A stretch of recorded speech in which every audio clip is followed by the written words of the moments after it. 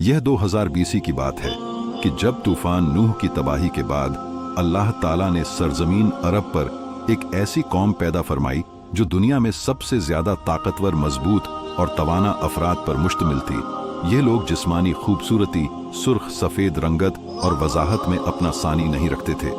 माल दौलत की फरावनी, शानदार तहजीब और हर नेमत और आयश उन्हें मयस्सर थी। कुरान करीम में इरशाद बारी ताला है कि उन जैसी कोई और कौम और मुल्कों में पैदा नहीं की।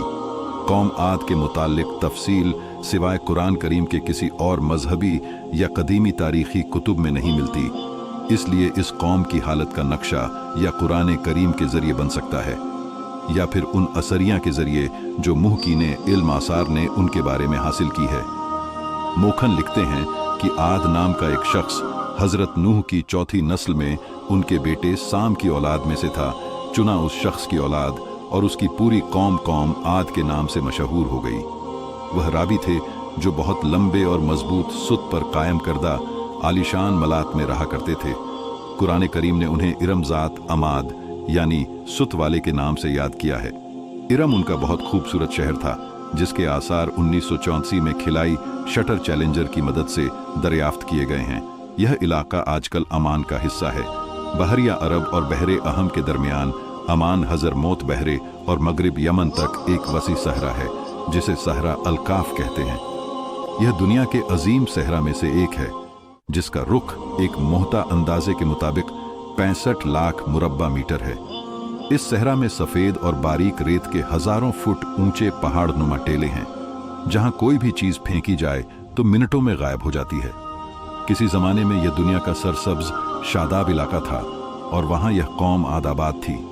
आज यह भयानक सहरा अल्लाह ताला की खुली निशानियां में से एक और अहले ज़मीन के लिए जाए इबरत है।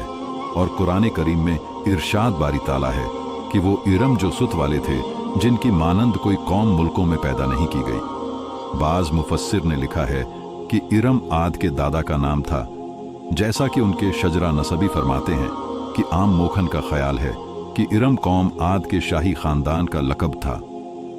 हालिया दौर में एक शहर के जो ज़ेरे ज़मीन आसार दरियाफ्त हुए हैं उनसे पता चलता है कि उस शहर के फसील पर 30 सुत या मीनार बनाए गए थे। कहा जाता है कि यह शहर शद्दाद ने खुसूसी एहतमाम के साथ बसाया था जो उस कौम का बहुत बड़ा बादशाह था।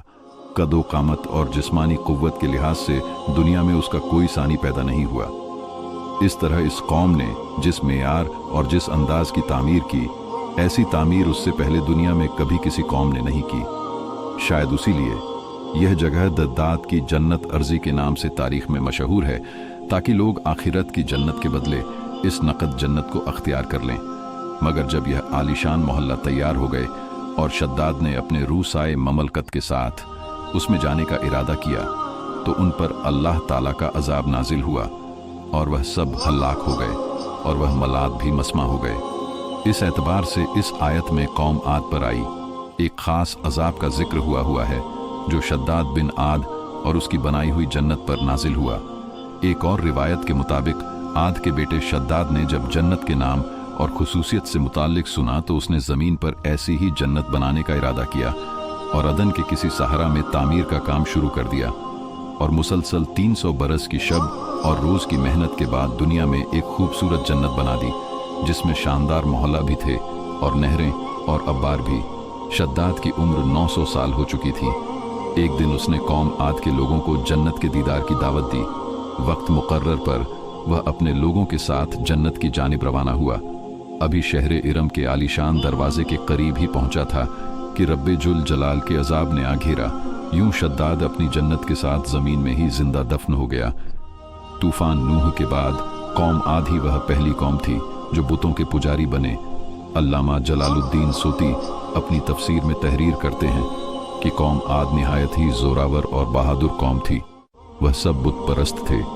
मुख्तलिफ कुतुब में उनके बुतों के मुख्तलिफ नाम बयान किए गए हैं। कुछ ने बुतों के नाम सदा, समूद और हिरा बताए हैं। मोखन की राय के मुताबिक उनके माबूद भी कौम नूह की तरह पत्थर के 5 बुद्ध यानी सवा, यूस, यक और नसर ही थे। कुफ्र शिर्क के समंदर में गर्क कौम आद की बदमालिया जब अपनी इंतहा को पहुंच गई तो अल्लाह ताला ने उन्हीं के कौम के एक नेक और सालेह बंदे को उन पर पैगंबर बनाकर मबू फरमाया। हजरत हद कौम आद की सबसे मज़शाक खुलू के एक खूबसूरत और वजी शख्स थे।